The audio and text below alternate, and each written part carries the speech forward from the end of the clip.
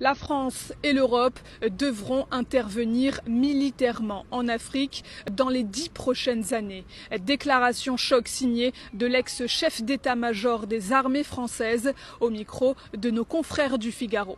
Un continent entier qui est en train de s'enfoncer dans la destruction des appareils de gouvernement et des États, s'enfonce dans une forme de chaos, de guerre civile dans beaucoup de pays et de plus en plus de pays. En plus, un continent qui va connaître une explosion démographique comme aucun continent n'en a jamais connu. Et donc imaginez que ça se passe là, dans les 10-20 ans qui viennent. Je pense que cet intérêt commun-là devrait un jour faire que l'Europe se décidera à agir comme une entité politique qui ira défendre elle-même ses intérêts, y compris par le moyen de l'engagement de ses armées.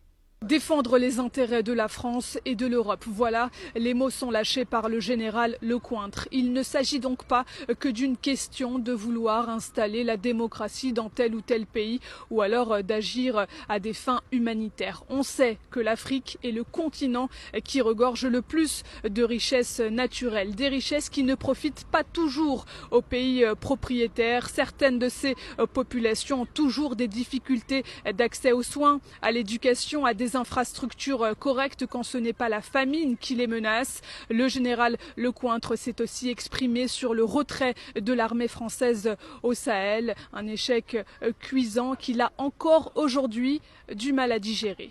C'est un échec français et européen et africain qui procède principalement de ce que nous n'avons pas compris, que l'action devait être une action globale. La restauration de l'État, le retour des administrations, le retour du développement. Et si on n'arrive pas à faire tout ça simultanément et de façon coordonnée, on va à l'échec. C'est ça qui s'est passé. Je suis persuadé que dans quelques années, je ne sais pas si c'est 10 ans ou moins ou plus, nous aurons l'obligation de retourner aider ces pays africains. Ça n'est pas la Chine, la Russie et Wagner qui vont apporter des solutions durables aux très grandes difficultés que connaissent ces pays africains et leur population.